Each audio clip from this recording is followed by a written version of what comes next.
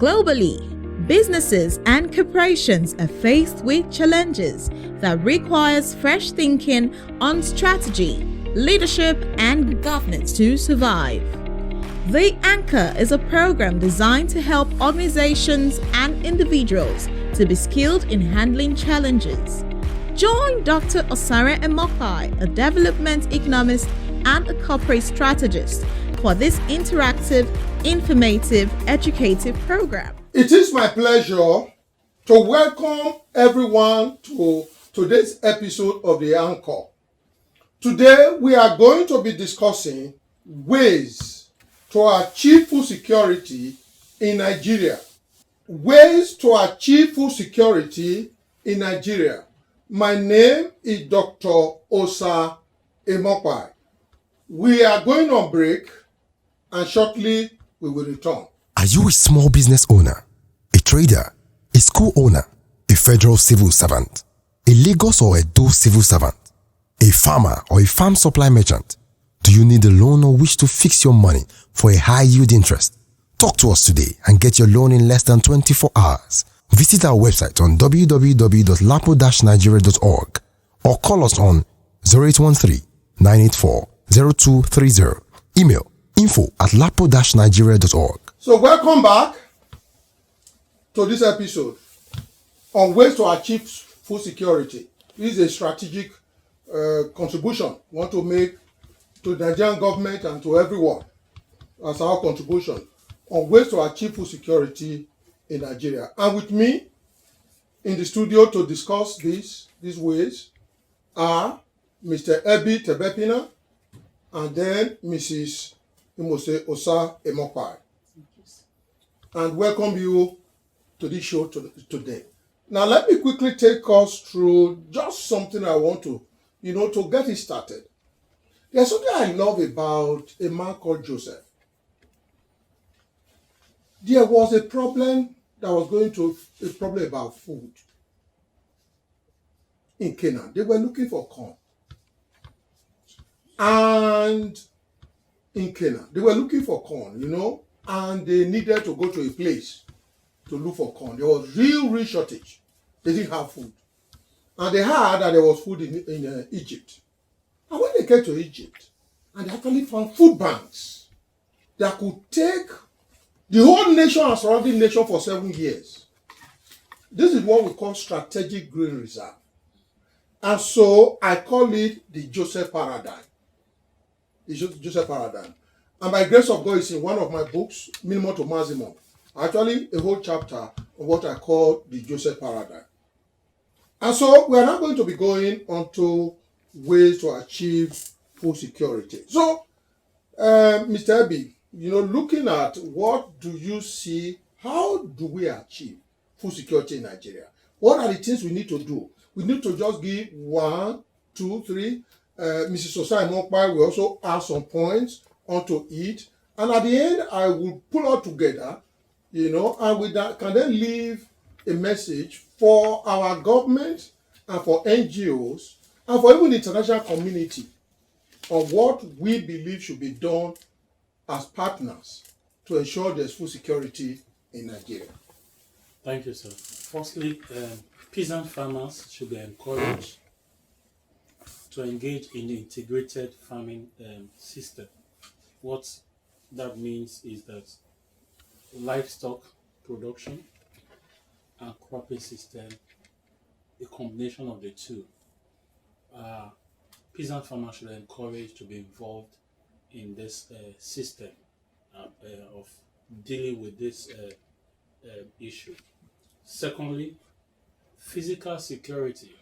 In one of our episodes, we did mention because of the insecurity, they can't go to farms. We need that put in place wherein their lives are guaranteed. In the security palace, we talk about safety of life and properties. The life must be saved before they can go into the farms to make production or give that production that is needed. Then maybe thirdly, I'll mention and allow Madam to further contribute.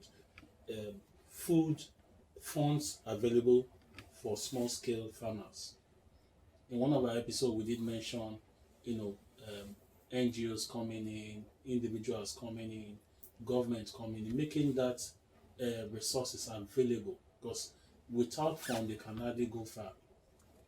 Is the much of fund they have, they can now invest in maybe the fertilizer that is needed and the crops that they need to plant, and also that investment is needed. Little money, it doesn't need a arm and a leg, just support in the best way we can to ensure that that sector is moving on. Okay, thank you very much. Madam, your perspective on this? Yeah, just like he said, encouragement and protection for the farmers, whether large or small scale farmers. And then we also need preservation. Even as we are talking of food shortage, if you go to somewhere we used to call my 12 market or K2 market, or almost every market around, you see wastage. Tomatoes, potatoes, vegetables. Such should be preserved for later use. And if those ones, because they easily perish, cannot be preserved, we can quickly distribute them to people who are highly in need, or whatever way we can do that. Well, I think that of preservation is very key. Those ones that we cannot consume immediately, like if you go to developed countries, they can some of this food, like corn, tomatoes, and a lot of, there's almost everything they can put in can. So I think that will help us to have go a long way in food security. Just like he was talking about Joseph Parada. Joseph told them, he said, in these years that we are going to have a lot, let us save some. And then let us save, in Nigeria we can save some of those ones that we can save easily by ourselves. And there are some, maybe we will need international help to save, to preserve. That is yeah, thank you so much. Thank you so much. Is the issue of saving, which you mentioned, is important. Savings there has about two dimensions. One is storage, good storage. Another one is actually developing an attitude towards not eating your seed. Because we find people who, because they want to eat everything they have today. People do not have this deferred gratification. Even a farmer, he makes some money now, rather than to keep a part of that money to get more seedlings and prepare for next, he goes to marry another wife. He goes in to go to a party one day. He went to go and begin to wear all kinds of things. They are doing all kinds of cultural. He become even want to take a chief tasty title. All these things, begin to deplete resources that could be brought into investment, to make sure we have food security in Nigeria. So there is a need for a paradigm shift in terms of mindset that when you have more money does not mean a wasted lifestyle. No, more money means you have more available to make a difference in the world. That's what it means. So we need that in Nigeria. Because when I see something, even people who can hardly eat, they go and borrow money to go and buy, what do you call this cloth they all sew together? Uniform. Ashwebi and Bidu. You look at them. And also my involvement with microfinance for such a long time now, one of the major impediments for people to pay back loan that they take it for agriculture or for commercial purpose, where they are unable to pay. Because immediately they get some of this money, they go and marry more wives. Women will then go and join all these kind of clubs in which they are wearing all kinds of uniform, for funeral uniform, for wedding uniform, and be spending money that ought to be invested. So this is very important. Now, the other thing I want to also add is this. We need NGOs that can crop up to do something being done in other parts of the world, let me just give you an example. If you go to eateries, at the end of every day, if you see so much of food that is not sold, and to hotels, in some parts of the world, what you find is there are NGOs who then go to collect those because they are not supposed to be kept for the next day. They take this food and go to the homeless and go around and distribute it. So in a way, it has been sustainable because they do it daily. So those homeless know that they will always have food every day. So we need NGO. That's where the partnership, this comprehensive partnership needs to come. Who have compassion for the very poor to be able to intervene in this area. Now, we also need food banks in every local government. Food banks in every local government. Food banks in every city. Promoting productivity among small-scale farmers is essential for national growth and food security in our beloved country. Now, I want to add one more point before I begin to we go onto a break and then we come back. And that has to do with policy. Because even when we then say we need a policy that can actually tie all this together in terms of what we do. And that policy will be institutionalized in such a form that that policy itself can drive the food security, program.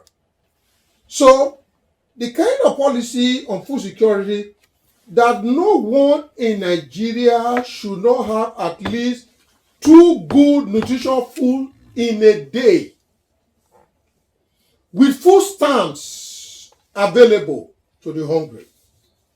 To collect food from the food banks in every local government and indeed in every major city in our country. We need a policy on that. And it's not just a policy formulation, but policy implementation and monitoring and control to ensure that we deliver. Otherwise, as laudable as the 17 sustainable goals are, we'll go to 2030 and we'll still remain where we are. In fact, may even go backwards. And that is why we need to take ownership. Don't say it's what the United Nations that said it is, World Bank, whatever that said it is, whatever. Take ownership of this thing as a country. Take ownership as an individual. Take ownership as an NGO. Take ownership. Once you take ownership and with a partner, we can actually make our world a better place. Do you know for the rich, it's for the enlightened self-interest of the rich for the poor to have food. If the rich man wants to be able to sleep with 2 eyes closed, he needs to take care of the poor people. No? It's in the life self-interest of the rich. And that is why I want to speak to all those, the big billionaires in Nigeria, to follow what, you find Belinda Gates and the rest they are doing. In particular in the area of food, we have very wealthy Nigerians. If those wealthy Nigerians can actually step up. Exactly what Joe Biden, when he was speaking, when the crisis they were having in America, he told the president to step up. Stepping up means you need now to reach out with compassion. You need to reach out with leadership. And so if these very wealthy people and wealthy organizations, banks, people of good, of good repute and people of goodwill, if they can genuinely come together with government, this country can have a sustainable food policy that will guarantee that no one will go to bed without food any day. We will be taking a break now and we shall be returning shortly. Concord Security Services provides impeccable security services to its diverse clients, from banking to telecoms, from international examination institutions to big restaurants. Our emphasis on the use of cutting-edge technology to provide solutions to prevalent security challenges gives us a competitive edge in the industry. Our array of services include man guarding, CCTV, perimeter fencing, full body scanners, metal detectors, VIP protection, escort services, due diligence, and event security. We offer extensive trainings to our security personnel to improve their physical fitness, mental alertness, and exceptional skills in managing complexity at our 2 training centers in Ed John School of Management and in Ilasa office. Engage our services today and let us give you peace of mind. Concord Security and Protocol Services Limited is located at 25 Abiyakuta Street off Beliat Bus Stop, Ilasamaja, Oshodi, Apapa Expressway, Lagos. Telephone 0805 690 8568 or 0805 119 9931. Send a mail to info@concordsecurityng.com or visit our website at www.concordsecurityng.com.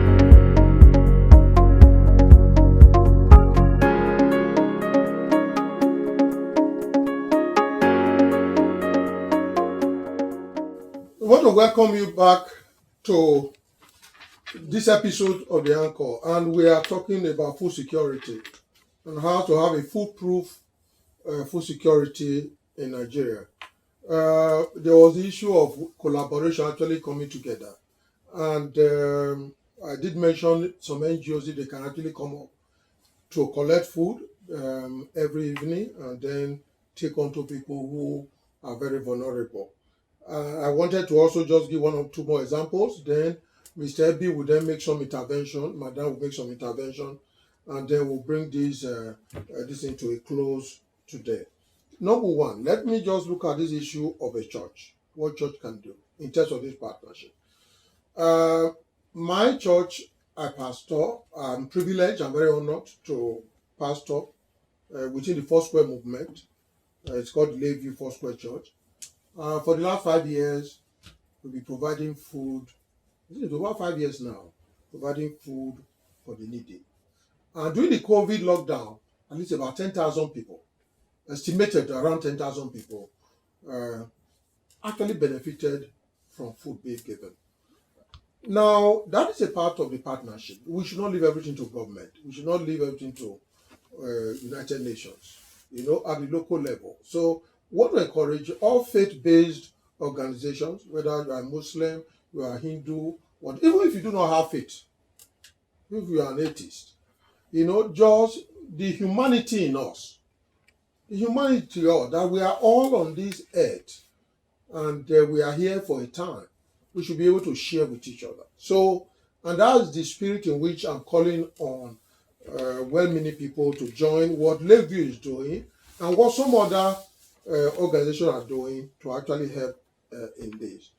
Now, particularly for the Northeast, we did mention something about the Northeast because their own case is very dire. It's very, very, very challenging. Their own case, it requires emergency. And FAO designed a resilience approach, a program called a resilience approach, aiming at strengthening the resilience in northeastern Nigeria as well as in some other parts of the country. This is FAO was doing to strengthen livelihood resilience, they called it. So building its emergency programs, FAO was designing a resilience approach aimed at strengthening, food security in the Northeast. But that thing they didn't confine to Nigeria. They extended to Cameroon. They also do it in Chad and doing it in Niger. The approach is what they say they support with what they call the 3M system. 3M system. The way they defined it, FAO, is that mobility, multi-agro ecosystems in the Northeast Nigeria, and beyond, and then special emphasis put on women and youth, as well as on the coordination of all the stakeholders involved in the resilience agenda, resilience is about capacity to weather storm and overcome storm. Some people sell to overcome, but a proper resilience strategy will involve not bouncing back but bouncing forward. So that is what FAO is trying to do in the Lake Chad region. This approach is intended to also deal with even issue of physical conflict, that is preventing people to be able to do this food business, as they should. Now, let me leave that. Mr. Ebi, you were going to talk on this, how to actually get this food security. I think maybe just some intervention there. Yes, when Madam was talking, she made mention about the issue of storage, and we need to get it right. When she mentioned My 12 is an international market that people from the neighboring countries even come in to buy goods, vegetables, and all that, and go to their country. And there's a whole lot of waste, like she mentioned, in fact, all the markets. We must begin to factor this in as a country, that energy is one of the sustainable goals. Energy is very crucial. If there is no energy, the industries that are there to, for instance, she mentioned storing can, doing tomatoes into can and all those things. Without energy, it won't work. It has its multipliers effect, but let's just concentrate on food. Without energy, that won't work. So we need that to come back in full force to ensure that supply of energy is very key to ensuring that we this aspect of food security is well catered for. That takes care of once that is done, that takes care of storage. You can store for 3 months, you can store for 5 months. The tomato what's it called? Puree and whatever in cans can go for if we have preservative and all that are added into it, can even go for a year. And that brings us to what Oga said concerning the Joseph paradigm. Storage was key. I don't know how it was done in his days, but in our days, technology and light and all that must be factored in to ensure that we get that right. Another thing we will need is transportation, good transportation. Sometimes when I see women on top of plantain, on top of cassava or yams, on a lorry, huge one like this. At times even on the vegetables. On the vegetables and all sorts of things. I always pray under my breath that these people are bringing food for God to preserve them. So we can also go into collaboration or government intervention so that, in fact, they don't even need to travel with such things. It will just be arranged and then it will be transported to wherever market they want to go to. And then there has to be a market for, just like we have in My 12, for particular products or goods or produce, so that it's not everything in a particular market where you have tomatoes, everything put together. If it's plantain, you just know it's plantain that is going to that market, so that if we are going to preserve the one left over that is not sold, we know that the transport is going there to pick only plantain to a particular place for storage. And even mention on the issue of transportation, we focus mainly now on the road transportation. We can use rail. Thankfully, the present Minister of I think Transport is doing something on rail. We'll pray that comes to fruition, and But if things are transported from the north, you don't need to use the roads. You need to use the rail, and if need be, if something needs to be transported via the air, within seconds it's already in the destination. For example, Abakaliki rides. Yes. If you have good rail system, yes, from the east to the west, from the this thing to the north. Yes. Now cattle, all these cattle in which cattle begin to enter people's farms. Yes. You transport them through rail. Yes. So they then come into it without destroying people's livelihood. You know, so the issue of transportation is really so central to the food security. And you know that these things are really possible.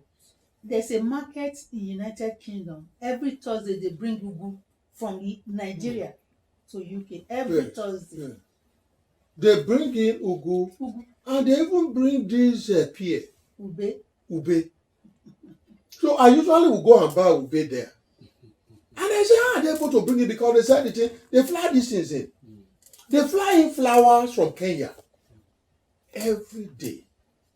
Flowers from the Netherlands and from Kenya. You see, so transportation is actually central to food security. You know, getting the transportation. This is, you know, you see, there's a dimension I want to mention. And I know that sometimes people, they play with it, they don't take it seriously. We have resources in this country that properly channeled onto food, we will have food security. We have resources, we have money to do that. But what is then happens? Money is misapplied or it is stolen based on corruption. And this corruption is because there is no fear of God. There's no fear of God. So that is why, you know, the righteous nations tend to prosper more than unrighteous nations. That's what the scripture says. When the righteous is in power, he said the people will rejoice. When the righteous is in power, the people will rejoice. Consequently, we need people who fear God to be in leadership position. Because when, you know, those people are in power, everything happens. And you know, the way he also said the liberal soul shall be made fat. You know, from the private sector angle, from NGOs, every liberal soul that will join in the hand to feed the poor, he said shall be made fat. And see, it's not just issue of being fat when we don't have a proper understanding of being fat. Being fat has three key dimensions. Number one dimension of being fat is that things will always be well with you. There is the supernatural that sometimes people don't want to talk about. In issues like this, they say, no, this is not a religious gathering. It's not whatever it is. No. There is some spirituality. There are things we don't want. Okay, that people don't see COVID. Does it mean COVID does not exist? There is the invisible hand that can actually help a nation. But it happens, that invisible hand tends to actually come to work in a country with righteous leaders. In a country where there's compassion, you know, for the poor. And then you are really there. And that nation, you know, for there to be compassion, to be righteous, those things will be anchored on the fear of God. Fear of God is actually reverence for God. You know, when you reverence God, the fear of God is in you. You find that everything you do, you will not steal the money made for the farmers. You will not divert their fertilizer. You will not do something that will jeopardize the interest of your fellow human being. That is where we will want to bring this discussion to a close today. Food security in Nigeria, we all have a role. At the individual level, at the NGO level, at the world level, people of goodwill, at the government level, policy, both fiscal policies and monetary policies, we need all of them that we transfer resources, you know, and situate resources within the agricultural sector in such a way that we can ensure we have food security in our country. We bring this to a close today, and we are just praying and hoping that every single one that has been a part of this program, you know, will play his or her own role in ensuring that we have food security in our country. I want to thank Mr. Ebi Tebepina for coming to the show today. I want to thank Mr. Osai Mokwai for coming to the show. And in fact, to actually appreciate all the producers who've been helping us throughout this program. We thank the viewers. If you have questions, if you have comments, please send them and we will be able to deal with them in subsequent episodes. Until we come your way again, we say thank you, keep safe, and just make a difference in your own corner. And bye-bye.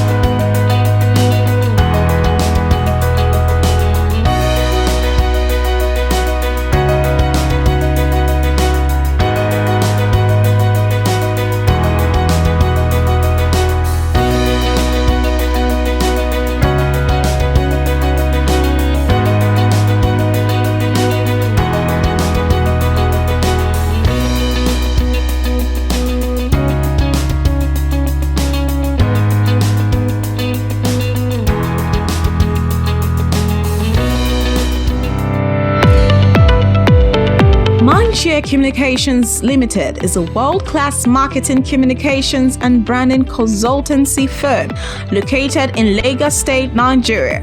We offer a wide array of consultancy and promotional services to corporate businesses and firms.